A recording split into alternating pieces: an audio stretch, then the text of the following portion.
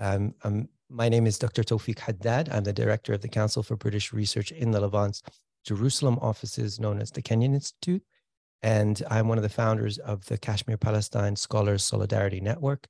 I'm going to pass over to my colleague, Dr. Emma Brandlund, who is also one of the founders of the network, and she will do some introductions and go over how things will run today, and we'll get started soon. Go ahead, Emma. Hello, good afternoon, and welcome everyone. So you're all very welcome to our third Kashmir Palestine Conversation that is organized by the Kashmir Palestine Scholarly Network. And first of all, this network is funded by the British Academy, and as part of this, one of our activities is organizing this conversation throughout autumn, winter, spring 2022-2023. And so today's session is focusing on popular resistance, and we're delighted to have two eminent speakers and an eminent chair at this afternoon event. So I will start with introducing our chair, Professor Virinder Kalra, who is a professor of sociology at the University of Warwick.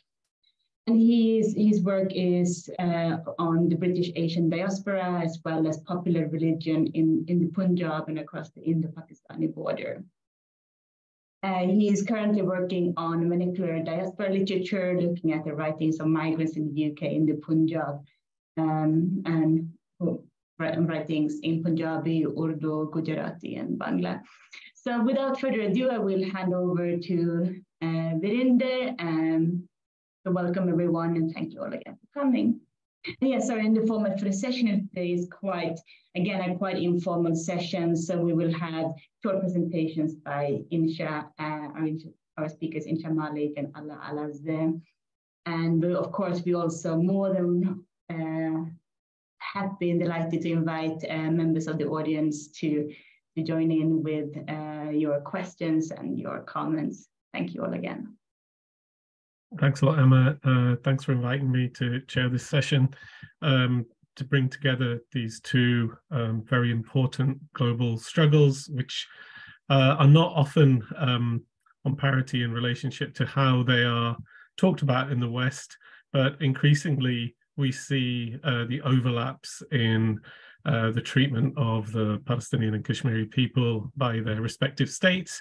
And so today, the focus of the conversation is on popular resistance. And the format, as Emma said, is that we'll have interventions by Inshah and Ala, and I will respond to them.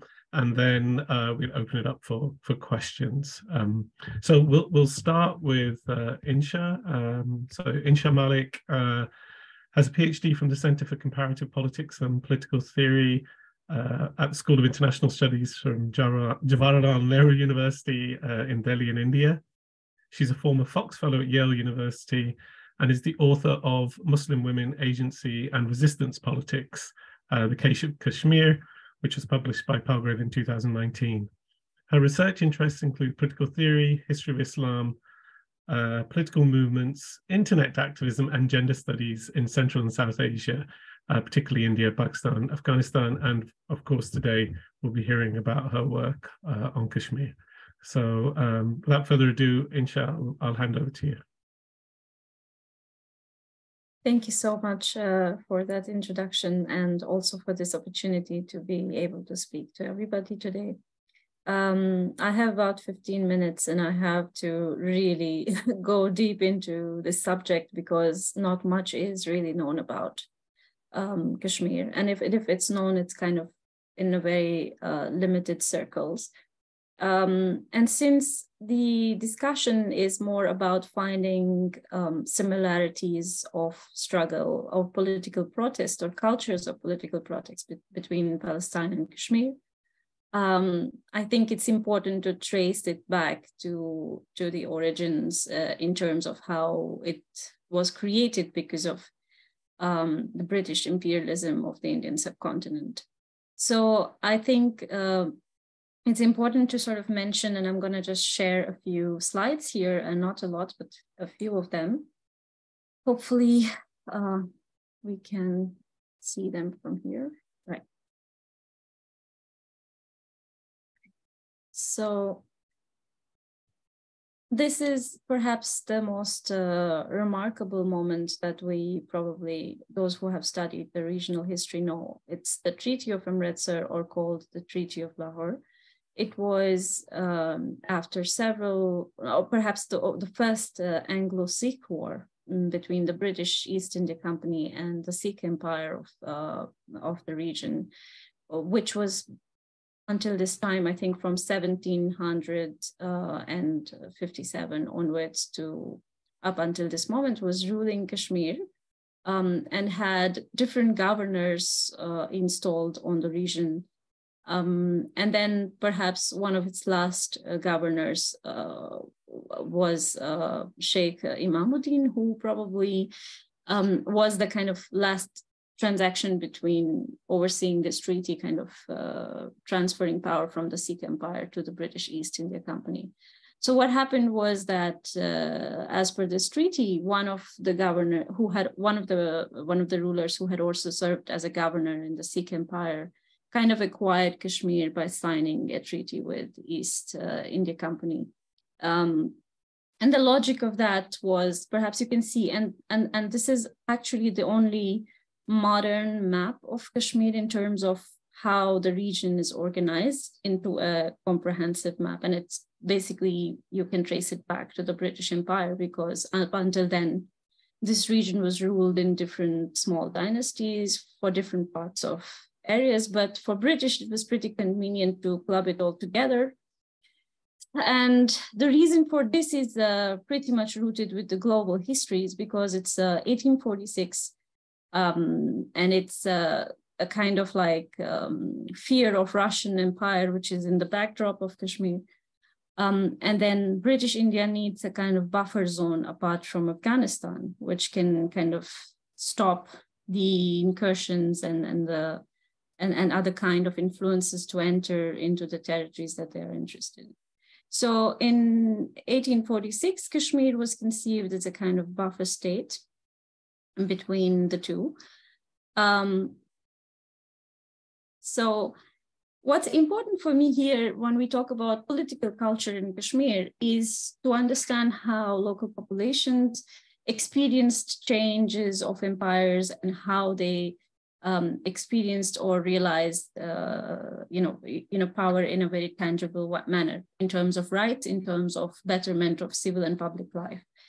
So Sheikh Imamuddin, who I formerly kind of mentioned, was one of the last governors who was sent by the Sikh Empire to Kashmir right before the Treaty of Amritsar to kind of consolidate the power over there. But I think immediately after he came into power, he noticed that the British were going to gift it to the Dogra king, a Dogra governor who had served in the Sikh Empire, for his loyalties, kind of for collaborating with them.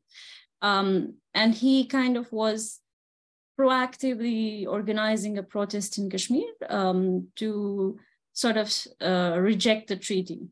And so they said this treaty was unfair because it didn't take into consideration what Kashmiris want, because if British imperialism is about modernization, it should consider certain ideas of what people want. So it's a kind of like first moment when people in Kashmir started to conceptualize a more modern way of how their political life should be.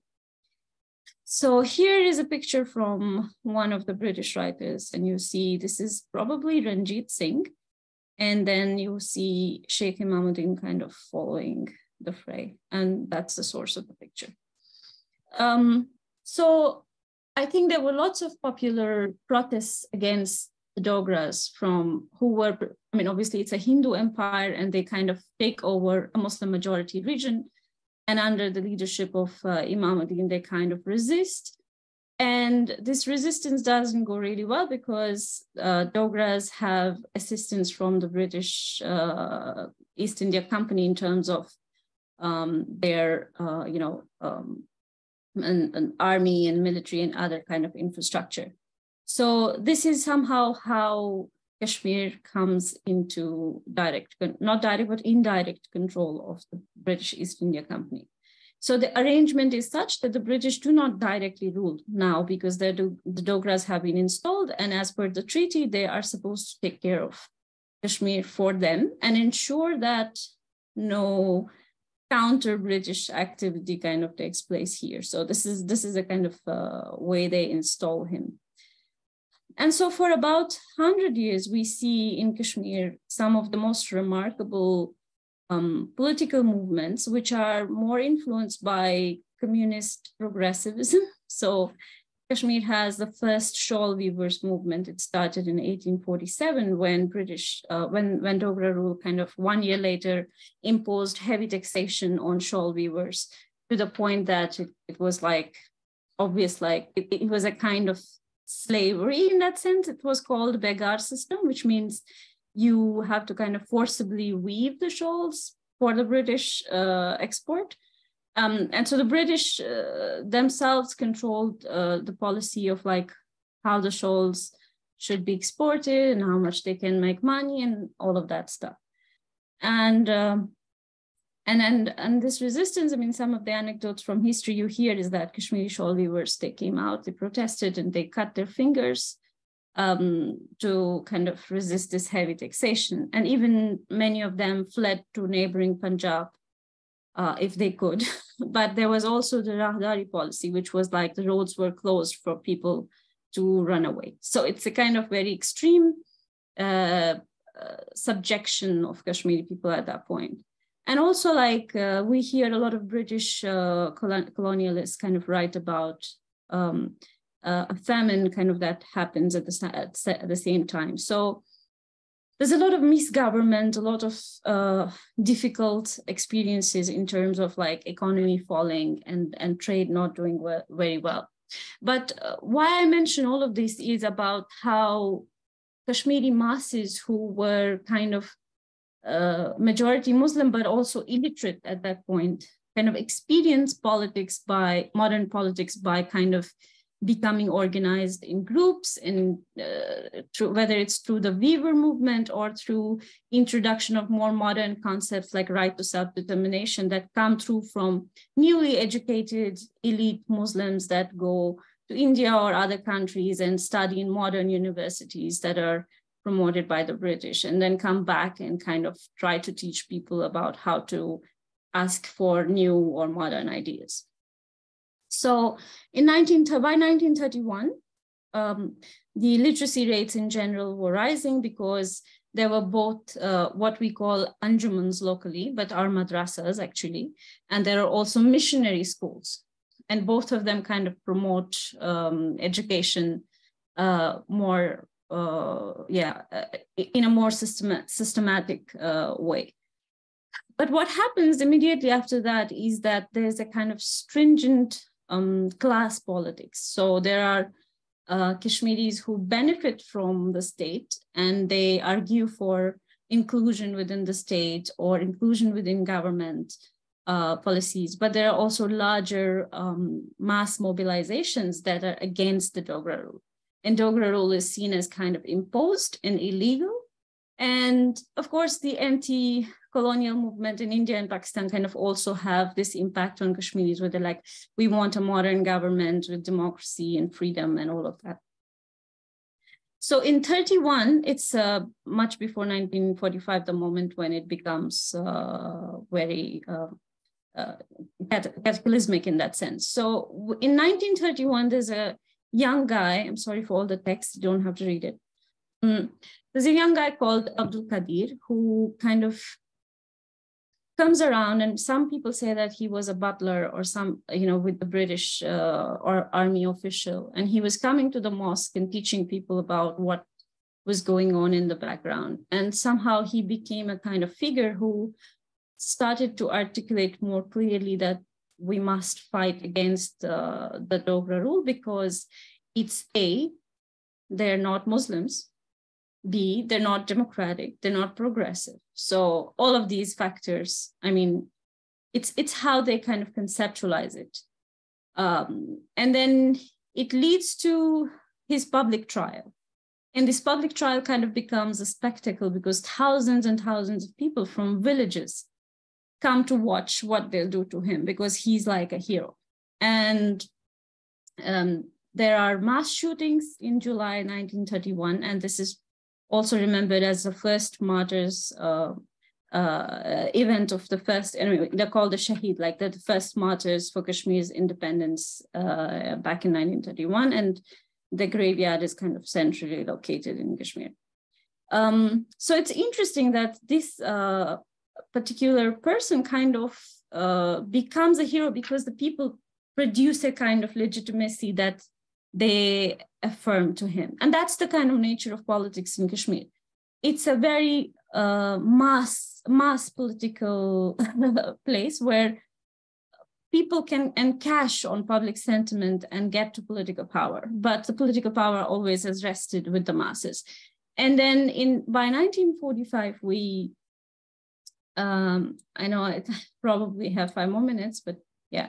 So by 1945, when the British has to sort of leave the, when the British are about to kind of leave because of the end of colonization of India and Pakistan, and it leads to division of India and Pakistan. So you have this buffer territory, which is kind of led to itself, and the king is told that you can decide whichever state you want to join or whether you want to be independent.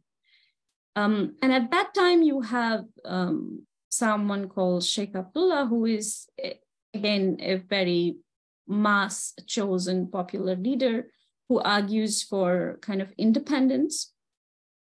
And then there's other complications that come in, whether, you know, the newly formed state of India or Pakistan would accommodate a state like Kashmir.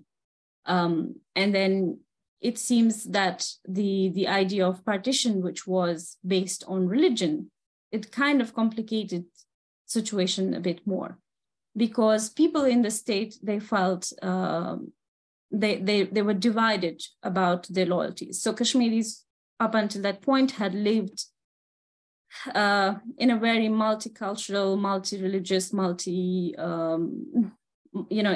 kind of very diverse existence. But at that moment, the kind of loyalties were divided. But still, largely, most Kashmiris would have preferred to live independently. At least that's what it appears like. But soon after that, you see that in Jammu, which is the other province of Kashmir, people wanted to be part of Pakistan, but they were not treated. It's obviously well known that how a genocide was perpetrated against Muslims of Jammu, which Kashmiri Muslims were kind of oblivious to this, that this happened. And this galvanized a kind of attack from the neighboring Pashtuns, who armed themselves and attacked Kashmir in order to liberate it from the Dogras. I'll stop here, but I mean, I have a long way to come up to the modern moment, because it's not easy to situate this discussion, but I think probably during the course of this conversation, we can do that. Thank you.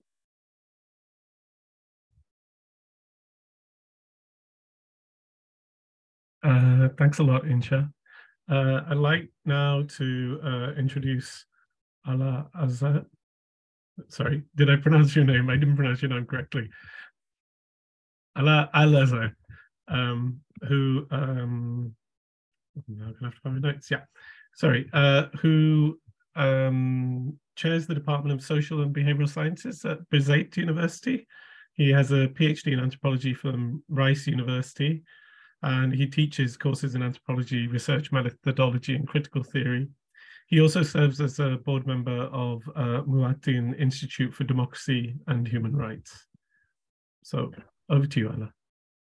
Thank you so much. Thank you so much for everyone, and thanks for the Kenyan Institute for the invitation. I don't have like a fully prepared talk here, but I want to kind of just to give a general understanding of the like thinking about the notion of popular resistance in the case of Palestine.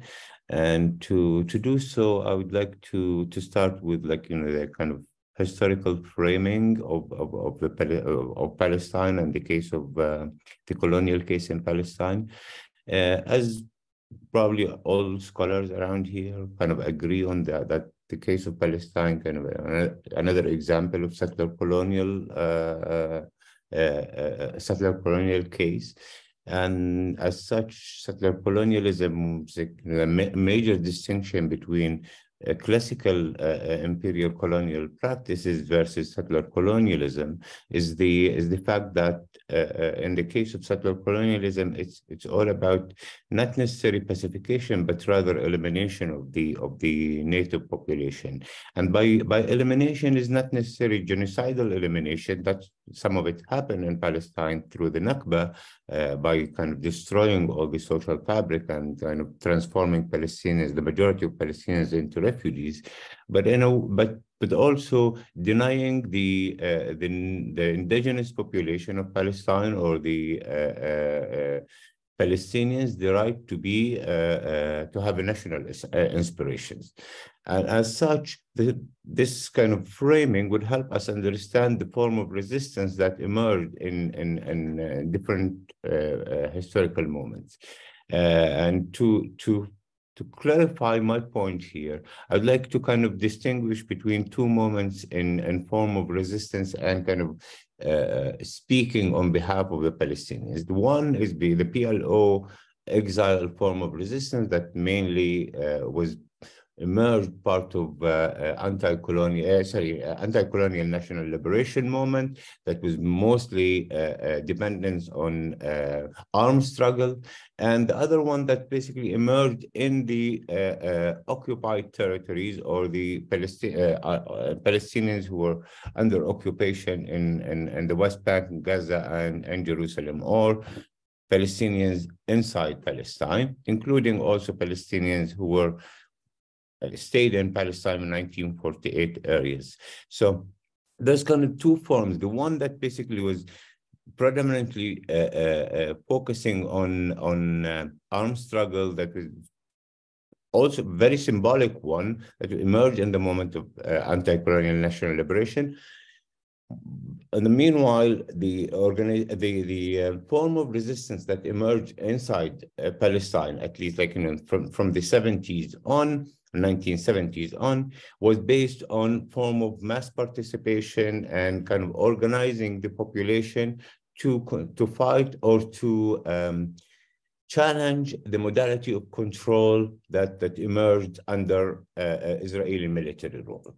And those two forms basically kind of creating so far, I mean, in the contemporary, I'm speaking about the contemporary, those two forms of resistance, that mass participation one versus beside and the armed struggle one, creating a legacy among Palestinians who are thinking about or practicing forms of resistance in the current situation.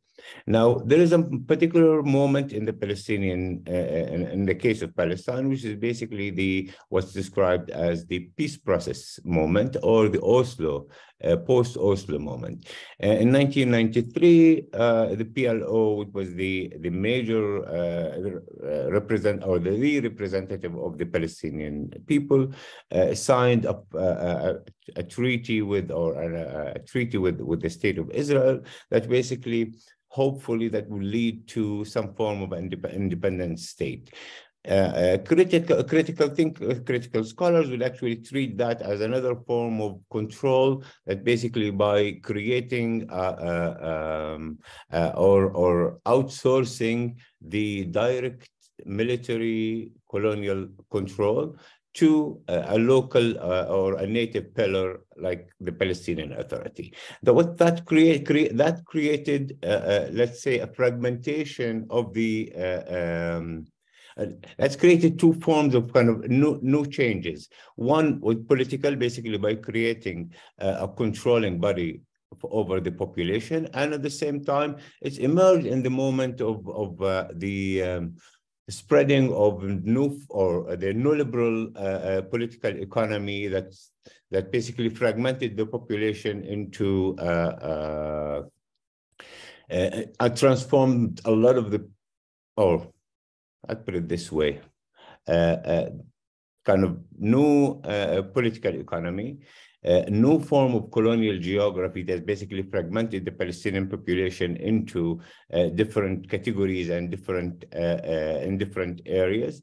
At the same time, creating a new kind of discursive formation related to that's emerged from the neoliberal discourse, and in these kind of structures of power that in Palestine. The notion of popular resistance took a new shape. On one hand, it has this long legacy of armed struggle that people kind of want to capitalize on it symbolically. At the same time, there is this kind of dissatisfaction with the lack of popular participation or mass participation in form of confrontation or kind of organizing the population toward a form of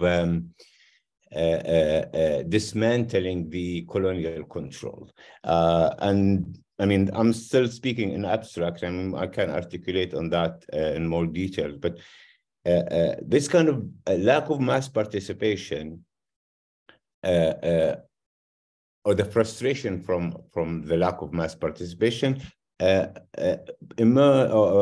of combined with a new form of discourse that emerged post the second Intifada in 2000, which is basically kind of seeing Palestinian resistance through a binary of violence and non-violence, and therefore creating some kind of a form of industry over industry of non-violence. And that industry, in a way, kind of delegitimize all form of resistance and giving like the basically creating this kind of shift between what's considered popular and what's considered armed struggle. And I would say that today's kind of characterization of what's described as popular resistance tend to think itself outside of the party structures, outside of the political party structures, and it's focused on kind of like trying to create a mass participation or popular form of organizing in the confrontation. And in this regard, the notion of popular resistance kind of became a label to kind of delegitimize in a way other form of resistance, rather the one that's been described as non-violence. So to think about Palestinian popular resistance today, I would say that because of the shift from national liberation struggle into a form of state-like form that's basically kind of playing some form of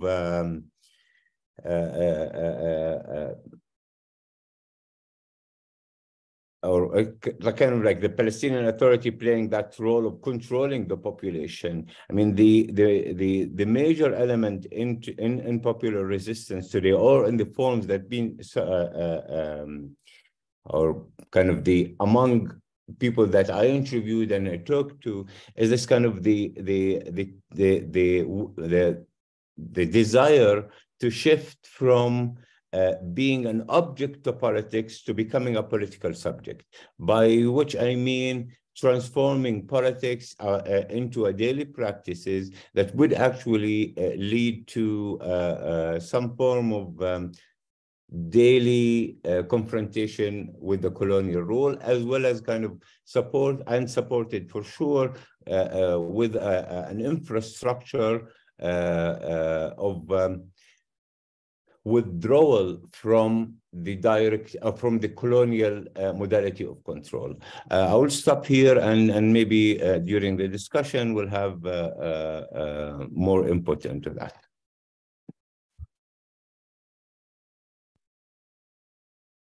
Thanks. My video is just taking time. Oh, there it is. There I am. Oh, I just appeared. So thanks to both of you, and thanks for the appearance of your son maybe into the talk. Thanks to both of you for these illuminating short interventions, outlining some of the some of the issues that arise when we talk about popular protest or when we talk about popular resistance.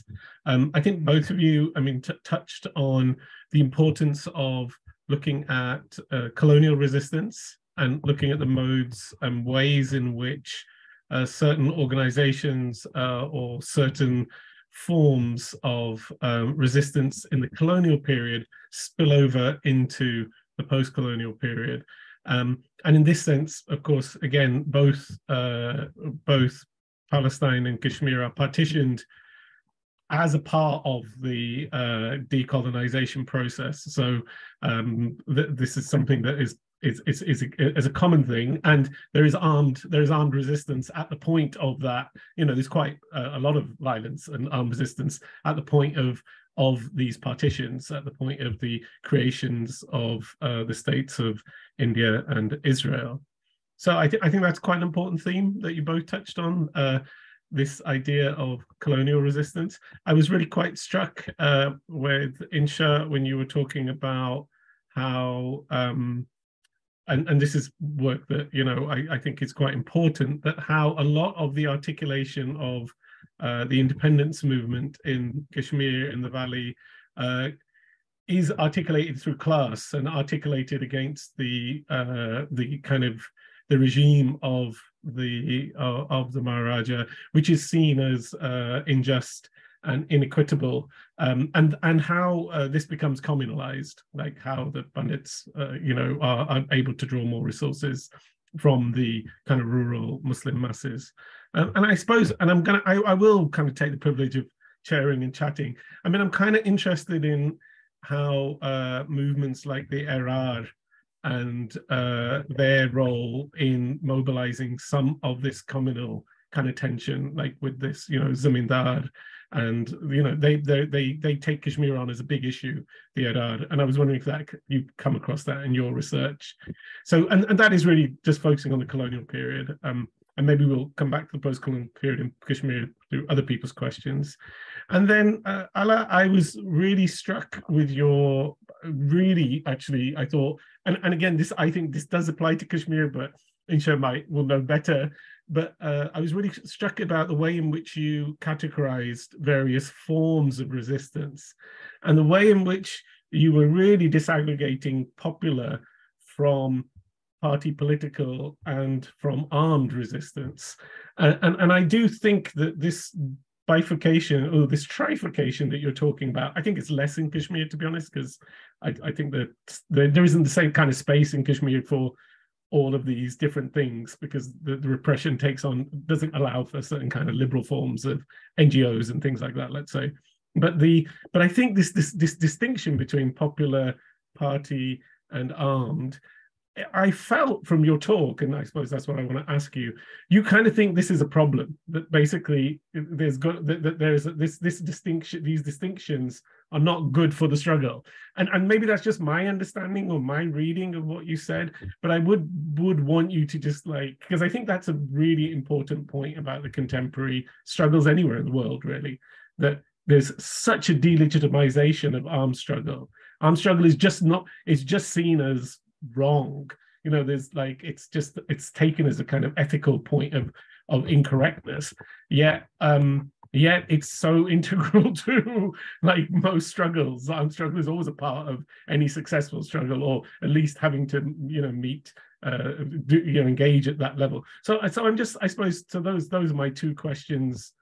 And after that we can open up to the audience. So I don't know who wants to go first. Inshah, do you want to go? Yeah, sure. Thank you so much for that question. The reason I chose to really talk about that moment is because for many people who speak about Kashmir today, it's it's been a history of progressive forgetfulness. So when we talk about 2019 as a moment, we think, oh, it's the only one exceptional moment. But when you track down the history and you see that there is a kind of pattern, right? So like when we talk about the Sikh Empire of Kashmir, for instance, in the popular narratives, you will not hear something like, oh, they were bad or horrific, or you will probably hear that there was economic progress, there was less taxation, because at that point even British were bringing the British East India Company's policies in terms of strong liberalization, taxation, right? So it's a kind of moment that's remarkably different from Kashmir before. So 1846 brings in a kind of modern politics into Kashmir, which required for people to really rethink how they existed and in what way they should respond. So the communal element kind of starts to appear when criticism of Dogras is seen as criticism of religion, for that matter, right? And then it's the same thing. Criticism of Modi will be seen as criticism of Hindu religion, for instance. So in case of Indian subcontinent, the problem is really that that post-coloniality kind of led to, especially because of the partition, led to very strong identitarian politics.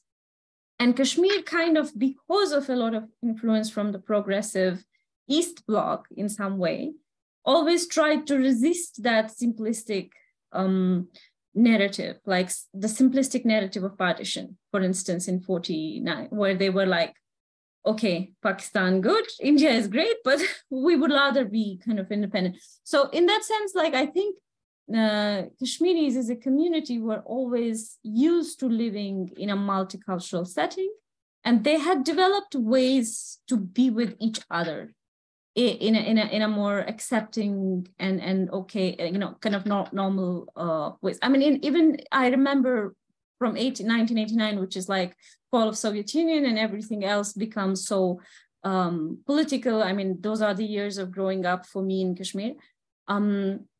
There's a lot of respect between communities. There's a lot of acceptance between communities. But I think that the post-colonial neoliberal government, as well as the British government at that point, they tried to play on to the communal sensibilities to divide people.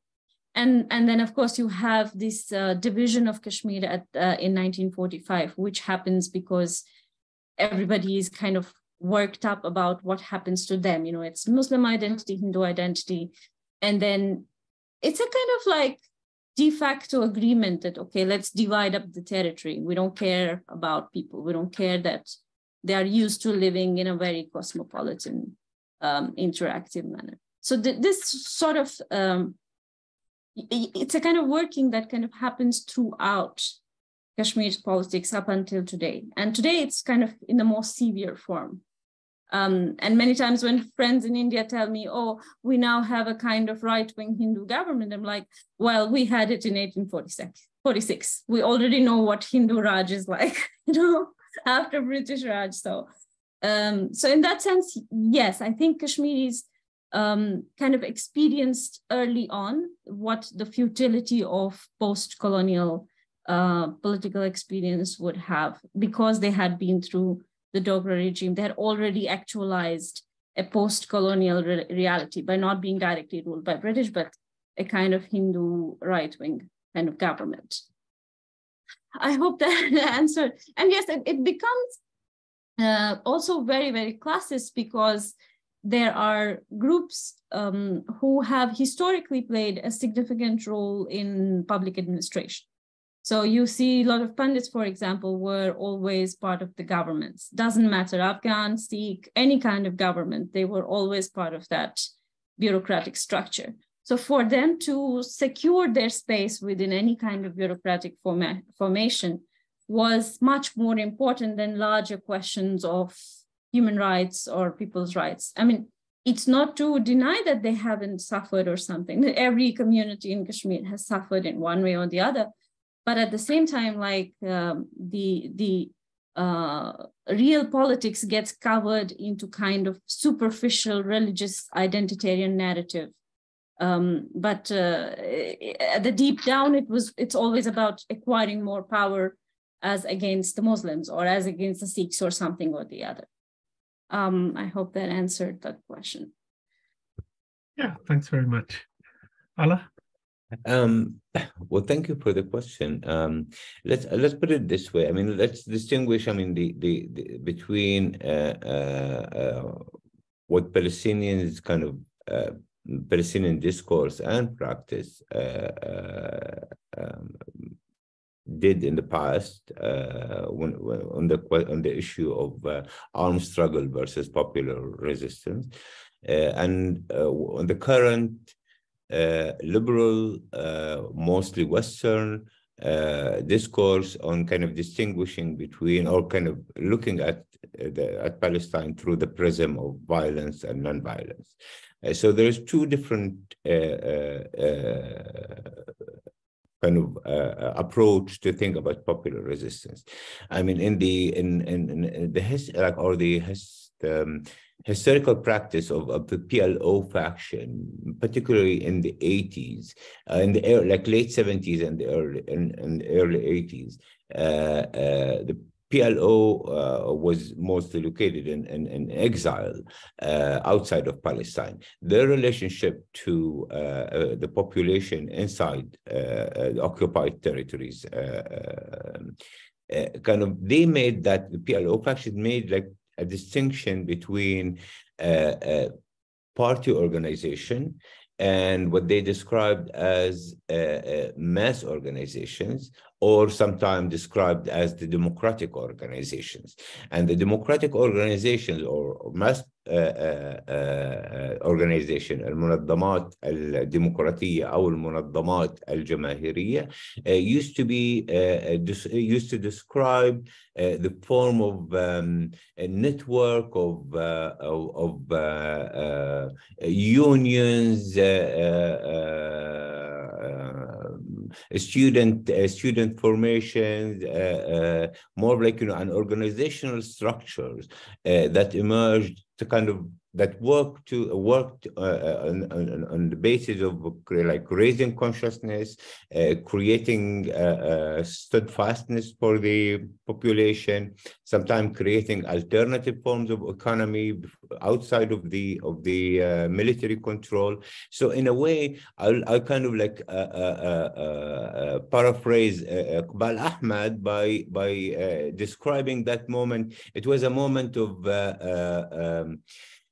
out-administration of the population, or out-administer the colonial control rather than out-fighting the colonial power. So in a way, it's basically a form of self-governance that's emerged in the occupied territories, that basically kind of escaped from the direct colonial control. And that was actually led to the first Intifada, which was marked by the direct confrontation that was kind of dependent on those forms of organizational structure that existed on the ground. So that was the Palestinians' approach, or to distinguish the forms of resistance. Let's say the one that basically through the party structure that mainly emphasizes or work on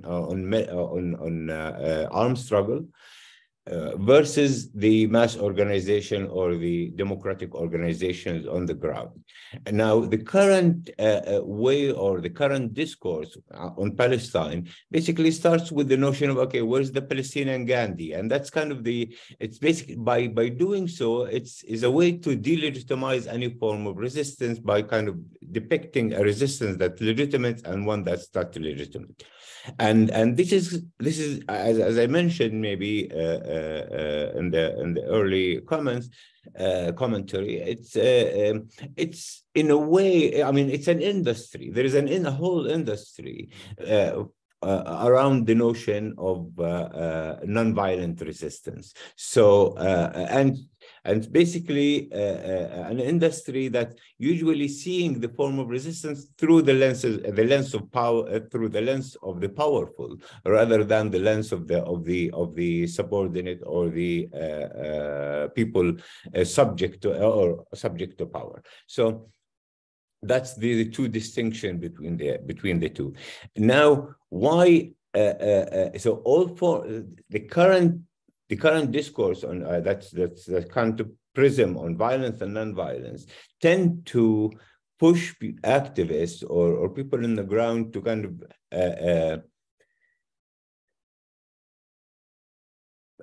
put themselves away from the party structure because they don't want to be depicted as through the lens of violence and non-violence, and therefore to be depicted as terrorists. And the whole legal international discourse on terrorism and a legitimate form of resistance. So, in a way, this is kind of the two. I hope I answered your comment or your point. Yeah, I mean, I was less of a comment. I mean, it was more. I just was interested. I mean, you told it was more about just this. This is such a big problem for any resistance movements. The discourse around violence, non-violence is a real issue, and I think that. And I suppose I just wanted to get your understanding of that from the Palestinian case. So that it wasn't really it was more just to open the conversation up further. I think there is one question in the box. I don't know. Oh, have I missed it? Is it in the chat box potentially? Oh, this. Yeah, did you see this question? Do you guys see this?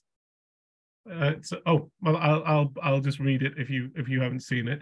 So David Chappell is saying, isn't it the case in both Jammu and Kashmir and Palestine that resistance itself is practically inevitable, even if the forms and intensity change, simply because the oppressor's aims are seen by the mass of the populations to be actually or ultimately genocidal, and see the oppressors currently have no interest in ideological alternatives?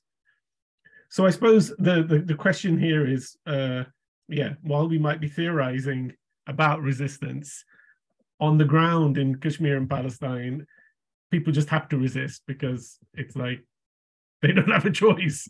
So I mean, again, I don't know, Inshah, if you want to comment on this or. Yeah, I think it's a very interesting question. I just remembered, because of this question, I remembered the moment in 2019 when the Indian government was about to pass the Kashmir Reorganization Bill, which led to the removal of Article 370 from Indian Constitution. A few days before that, I talked to my father, and he informed me quite randomly, and he said he had purchased a very big,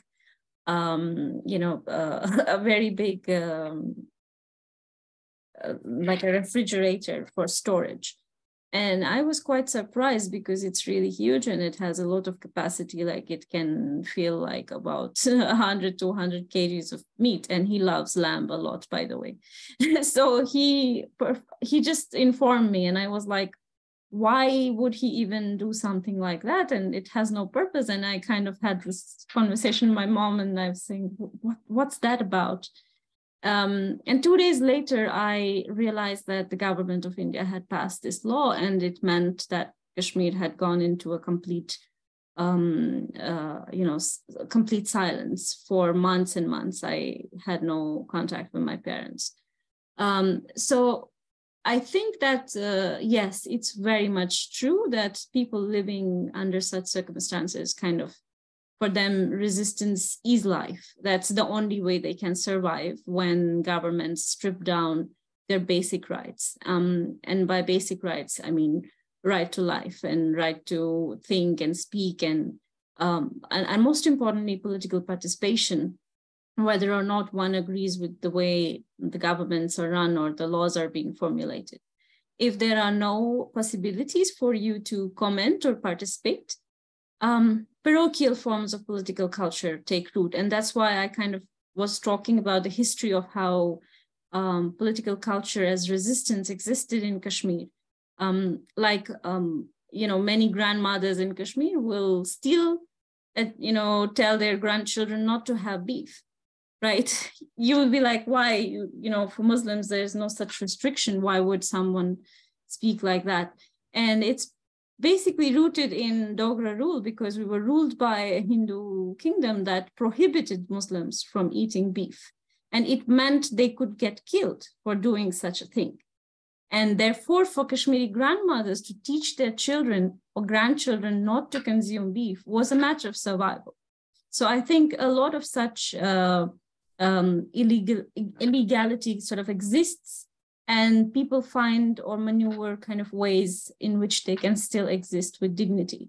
And I think both Palestinian people and Kashmiri people have shown the world how to do that with dignity, even though you are subjected to most cruel kind of politics and settler colonization, or any kind of annexation of territory without consultation of ordinary people. I think what happened in Kashmir in 2019 is even illegal from the perspective of legal, format, because Kashmir did have its own legislative assembly. So any kind of law to be passed for removal of statehood should come from the state legislation. This is Indian constitution. This is not something that Kashmiri people are conjuring up. So there is such a subjection, but unfortunately what happens is, and I think a little bit addressing to what Ala is also pointing out, is that the need is not only to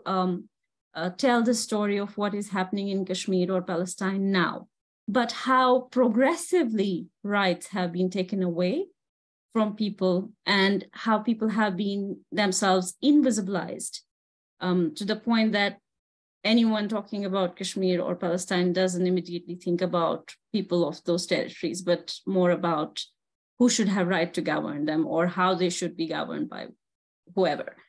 So I think it's very important to understand political cultures of these places in a way that we can also show that how injustices have kind of been progressively perpetrated and have led to cultures that are parochial, that are resistance cultures, because they are deeply tied to one's survival.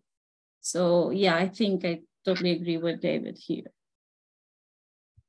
Thanks.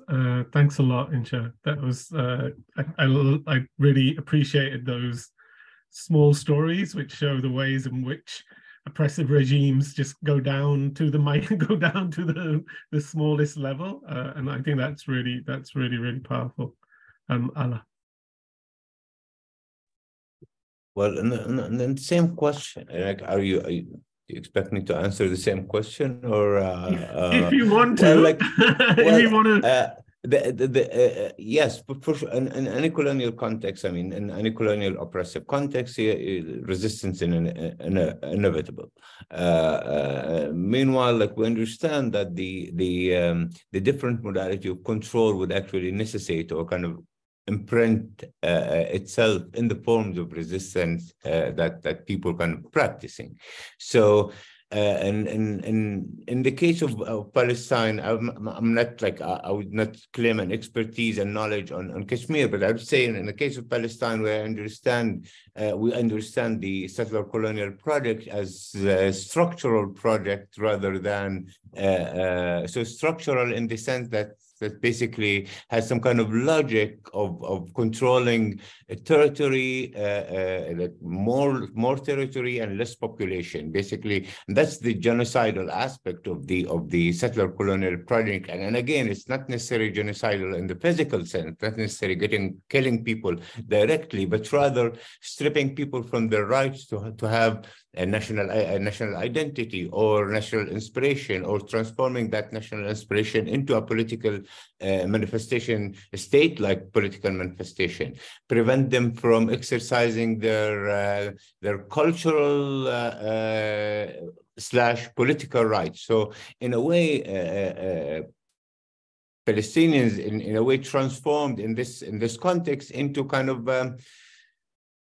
I mean, I would use this term, like, very loosely, bare lives, people without any political rights. So in this sense, it's genocidal by kind of destroying local cultural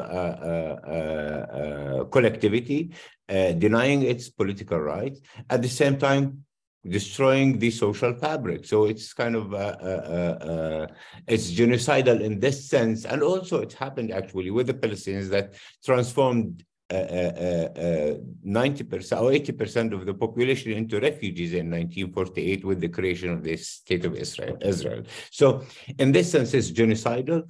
Its logic is based on elimination and getting rid of the colonized population. Yeah, thanks very much. Tawfiq has appeared. Did you want to ask a question? Yes, you can if you want to unmute yourself. So I need to unmute myself. Yes, thank you. I'd like to thank the speakers as well as yourself for obviously this issue is quite a complicated one because Inshah started in the mid 1800s, and it's ridiculous for us to assume that we could give any form of a comprehensive picture of both the structures and the histories of what happened in Kashmir or Palestine, and then how that shaped popular resistance. We can only, hint to that. But I think actually I'd like to build off of what Ala said, which is coming out of David's question, which relates to the quote unquote genocidal nature of the oppressive regime here. But I would also like to link it to your distinction, Virinder, of what you claim to be the colonial and then the post-colonial dimensions of the struggle or of history itself.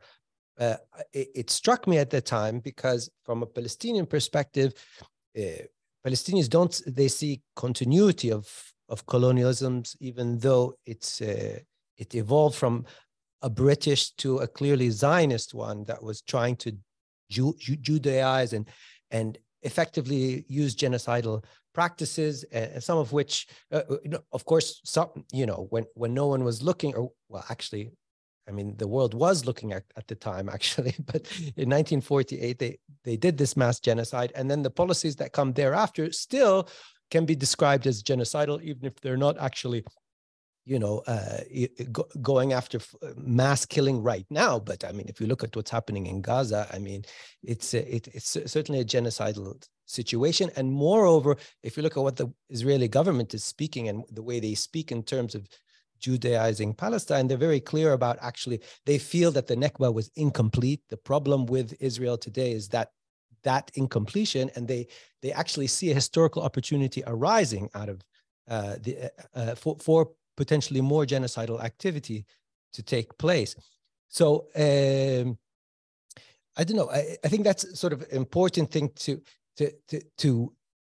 set up at first. But then what it means, though, if the structure is one that is genocidal. And firstly, actually, I'd like to understand a bit more on the Kashmir side about the genocidal nature as well as the post-colonial nature or not, because I didn't realize that folks in Kashmir would consider post-1947 as post-colonial period. Like I don't want to say they're perfect parallels. It's certain, I mean, the Zionist, what's happening, the way that you're talking about folks from Poland and America and France coming here from all over the world, trying to settle and actually change demographics here. The Indian Kashmir Jammu cases has dimensions this, but it's probably not but it's not similar. I mean, or I'd like to hear more from you about it. What, from a Palestinian perspective, though, I will say, because of this genocidal dimension and this replacement dynamic and this eliminationist mentality that's going on, when we talk about popular resistance, Ala kind of took the argument into how it has been kind of cordoned off between violence and non-violence. But actually, if the logic is around genocide and elimination, then actually the logic of resistance to that can actually also take on the character of just actually remaining in place. So to remain in place and to resist is a form of resistance. And here, I think I'd just like to add that basically Palestinian resistance takes on dimensions that are both direct military confrontation, but then you also have sort of these attempts to institutionalize, create wars of position, to like the NGO struggle and the civil struggle. And then you also have these popular resistances, which are going to checkpoints and throwing things like that. But also you might even describe, and there is the indigenous Palestinian concept of sumud, which is to remain steadfast. And that in and of itself is also considered a form of resistance. And by the way, I would also argue that the Palestinian Authority tries to follow on this and claim that what they are doing through their governance of the occupied territories is, on one level, leading the international struggle to try and get Palestinian rights. But on the other side, they're basically claiming that they are able to institute governance locally to allow Palestinians to continue to live locally, which in and of itself is enabling a kind of resistance. So I just want to widen the debate, I guess.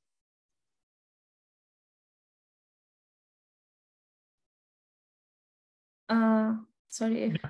Ala, did you? I was going to say, Inshah, did you want to respond? Yes, I wanted to say that the reason I started in 1846 is because perhaps for me, the biggest similarity between Palestinian issue and Kashmiri issue right now is that it was created at a certain moment in time because of British imperialism. And while many people kind of know that, but I think it's also important to understand the complexity of the region and how it appears and in what sense it kind of appeared in Kashmir. And the moments of like talking about Imam ad-Din, the moment of protest and the moment of protest with Abdul Qadir, it's a kind of, or looking at the shawl viewers movement, it's a kind of, remark on the aspiration for freedom and independence that kind of pre-existed even anti-colonial politics in India and Pakistan, because like 1847 shawl weavers movement, I think it's the oldest modern labor rights movement, not only in Kashmir, but I think it's almost in the whole region. So I wanted to kind of point out that Kashmiris have been politically or had a political culture which kind of enabled them to articulate for more progressive politics. But the issue that you take with post-colonialism, and rightly so, in case of Kashmir, is of course that Kashmiris did not really experience a moment where they had actual liberation or had really possibility to explore new political system or creation of new political world for themselves. They did not. But there were some experimentations, and then experimentations were in terms of like when in 1945, when the British exited the region, and of course the region of Kashmir was divided into two areas, one under Kashmir, one under Pakistan, one under India. On the Indian side, which is considered to be the main side of Kashmir, because that's what India's claim is, that it's a region that Maharaja or the king of that region kind of signed a treaty with the Indians and said, okay, Kashmir is part of India. So it's a formal kind of joining, which is quite disputed, again, because this happened in the background of the attacks, of the raiders kind of coming from the other side.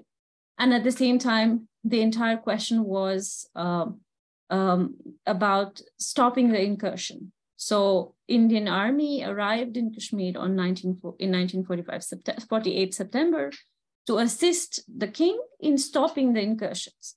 And as per the agreement, it was that once the incursions from the western border, wherein the Afghans came from, they would kind of retreat, they would leave. So it was an assistance that was provided to Kashmir at that point in time. And of course, the Indian Army never left Kashmir. So it led to the de facto occupation by the military itself. And the case was taken to UN, and we have the resolutions from 1948, which asks both India and Pakistan to remove themselves or their armies from both regions and hold a referendum. And obviously, nobody does it. But what I'm interested in as a scholar is how do Kashmiris kind of still negotiate with the system that was being produced without their will. So at that point, Sheikh Abdullah, who had risen kind of a very popular Muslim leader of Kashmir, he kind of says, okay, well, we will contest the elections and we will ask for complete freedom, or we will, create our own legislative assembly. And it's exactly the history that he is crowned as the first prime minister of Kashmir, a second actually after Ramchandra Kaka. Ramchandra Kaka was the first one. So he becomes the prime minister, and then he creates, we have a legislative assembly and a constituent assembly, it's not a legislative assembly. He goes in there in 1953 and asks for self-determination. And he passes some of the most progressive laws, like you have the New Kashmir Manifesto, which overnight ended feudalism in Kashmir. So it said basically land to tillers movement. So everybody who is tilling whatever land, the land belongs to him. So so I think this question was raised earlier as well, because it kind of automatically took away a lot of class power from feudal landlords who hated him for doing that. And continue to hate him today. I think a lot of settlers who want to go back to Kashmir are kind of progeny of these feudal landlords who feel like, hey, this is winning time. We're going back to Kashmir to take our lands from these people who took them away from us. So it's a kind of like contest to understand how the politics is moving in circles and their patterns that kind of emerge. And in 1953, he openly argues that India must fulfill its promise to Kashmiris, which is right to self-determination, after which he is kind of removed from power and he spends the rest of 20 years in jail. And he's only removed, I think it's almost 10 or 11 years. I'm sorry, I might be wrong about the number, but he's let out only after he signs the Indira Sheikh Accord. And this, as per this accord, he says, okay, I'm fine with making it another state, and I'll just be a chief minister. So constituent assembly of a country is moved to legislative assembly, and he becomes from prime minister to becomes a chief minister. So it's like a series of, so you see a pattern like that in Palestine as well, when you try to create negotiations and then, Yasser Arafat kind of solution comes in and they say, okay, you can build here, settlements not here, here, or here. So there are these kind of progressive ways in which actually Kashmiris end up losing more and more and more rights. So this is why these post-colonial so-called systems don't work as post-colonial systems. They work as colonial systems because they lead to ultimate or incremental disempowerment and dehumanization of Kashmiris and Palestinians, both, in my opinion. So in that sense, I think when I acknowledge post-coloniality, I acknowledge it in the sense that a lot of people who inherited British Empire in some way, they were like, okay, you don't have to do it. We know how to do it now, just leave it to us. We will do the job. So I'm sure there was like a better resolution possible for Jews who have just come out of, who just came out of World War II and had such horrific experience of Holocaust. They could have probably taken Palestinians into consideration, created better solutions, but that was never the idea. The idea was, we have learned how to do it by dehumanizing others and creating centralized power structures that benefit basically more and more the classist and class politics that exists. So yeah, I think for in the case of India, I think Kashmir really became that buffer zone where you could do everything and nobody will say a thing, because over the years, what India did was successfully alienate Kashmiris from the rest of the world. Like, while it's different for West Bank and Gaza and Kashmir, you can't leave. So you're kind of imprisoned. You won't get passports if you are going to get out of India and speak about it. The only way you can speak is to kind of like leave everything behind and forget about it and then come out of that place and speak. So it's a kind of an open air prison that's kind of like has kept, it's a kind of well shielded, guarded kind of secret. And then, of course, India has been very, very successful in taking away or completely depoliticizing Kashmiris in terms of representation. So in the West, for example, in the West Asia, it's Pakistan who speaks about Kashmir, for example, because constantly tries to frame it as a a kind of bilinear issue between India and Pakistan, and India, on the other hand, for the Western world. So it has ensured that the voices of Kashmiri people are not represented. So in the sense of representation, I think Kashmiris failed even much more for creating a world-recognized representative body or politics. And in that, Palestinians kind of were much more successful comparatively. So to kind of wrap up with what we're saying here is, because it's also like, I want to be able to speak in a way that I can also respond to or speak with the voices of, let's say, post-colonial India. Like, they're not just Brahmins, there are lots of Dalits, there are lots of Sikhs, there are lots of people who are outside of that structure of power, who are suffering like in multitude ways. And they're not necessarily suffering from loss of nation or loss of land, but really from stripping down of rights and progressive alienation and progressive lack of education and lack of rights and so much more. So to conclude, I think yes and no, that by recognizing post-colonial experience of India, I want to kind of criticize that it's not very different from the period of colonization, because same policies have sort of continued, but at the same time, like it is the same thing. It's basically the same thing being repeated, and some of us have suffered much more from that repetition of those kind of policies. Yeah, I hope I answered that. Great, thanks, Inshah. That was really great. So I wanted to go over to Ala. I know, Tawfiq, you were asking about my use of colonial, post-colonial, but Inshah said everything I would have said. So I've got nothing more to add to what she said. And she said it much better than I would say it. So Ala, can I pass over to you? Just like I have like very small comments on like one on the notion of colonial, post-colonial. I was just was thinking about what does it mean to have a post-settler colonial moment.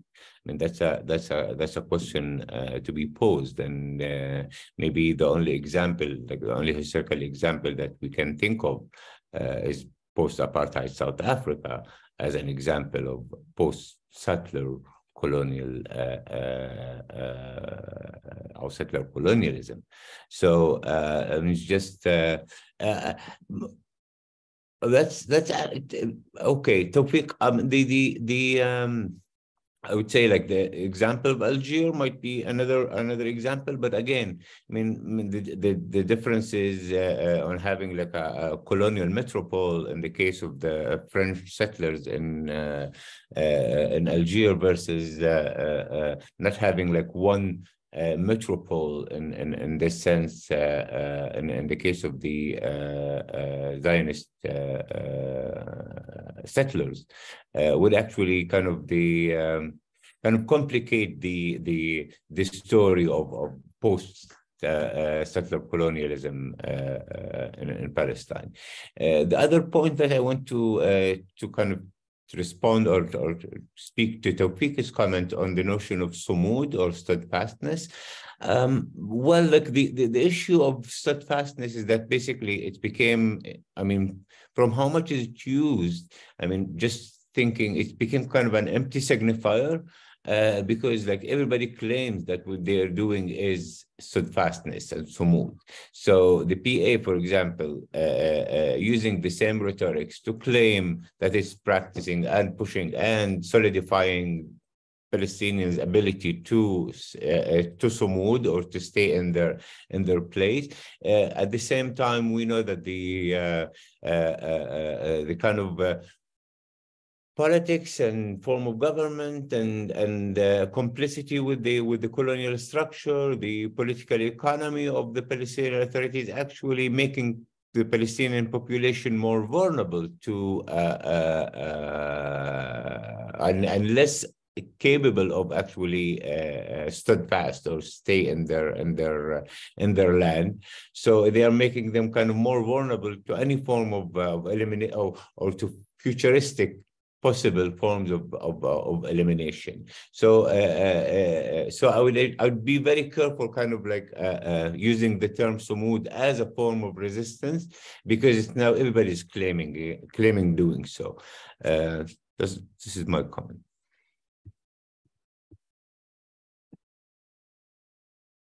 Okay, thanks very much. I don't think there are any more questions, and I think we are a bit over our time. So I'd like to thank Inshah and Ala for a really stimulating conversation. I really enjoyed that. This is something that I think quite a lot about. And I do think that both the oppressive matrix had become much worse. And I think in that sense, our resistance is also fragmented in many ways. So I think it was really interesting to hear you guys thinking about these or talking about these from me, which are the two touchstones in the world, really, of both this oppressive matrix and the resistance to it. So I don't know if Tawfiq or Emma want to have any last words, or Emma, go ahead. Well, first of all, Virinder, thank you so much for chairing this event, and Inshah and Ala for really interesting and insightful and interesting conversation. Thank you so much for joining us today. I thought both of you raised some really interesting points around popular resistance and different forms of resistance. And we're continuing the conversation around resistance on Wednesday already, and we're going to talk about the role of culture, and particularly poetry and literature, as forms of resistance and in forms of expressing experiences of living in as Kashmiris, as Palestinians, in and outside of the two contexts. So just wanted to raise awareness of this event to everyone who's here today, that on Wednesday, on now 18th of January, it is 1 hour earlier than this event. So it's at 2 p.m. British time, 4 o'clock in Jerusalem, Palestine, 7:30 in Srinagar. So everybody's welcome. If you're interested in joining us, please, you can sign up from our website, KashmirPalestineScholars.org, and then you just click on to the conversation series and you can find the link there. So please, you're very welcome. Please help spreading the word. And thank you so much again. And I'll hand over to Tawfiq if you have any final words. I want to encourage folks to come out to that, because we also have another fantastic lineup. We're going to have Dalia Taha, a leading poet and playwright, speaking and hopefully presenting some of her work, as well as Athar Zia. And that conversation, who is herself an academic as well as a poet herself. So we're very looking forward to that discussion or conversation, so to speak. And that will be moderated by Nadine El-Anani, I believe, correct? Yes. So as Emma said, that's coming up just this Wednesday. Sign up. You can find the sign up thing on the CBRL website. That's cbrl.ac.uk. The other thing that I just wanted to point out is we have begun to put up the different Palestine Kashmir conversations. Yes, sorry, I guess, yes, so there's something happening with the screen here. Sorry. In any case, I wanted to highlight the fact that some of the previous Kashmir Palestine conversations that we have done, the first 3 and this one, will also are already up on our website, both for the network, the Palestine Kashmir network that Emma just mentioned. Actually, Emma, maybe you can put there in the, how you say, the chat menu, the link to the website. And then you can also find on the CBRL YouTube page one of the playlists is specifically dedicated to Kashmir Palestine Conversations. So keep your eye on our websites, and thank you for all attending today, and thank you especially for our panelists for their insights today. Thank you.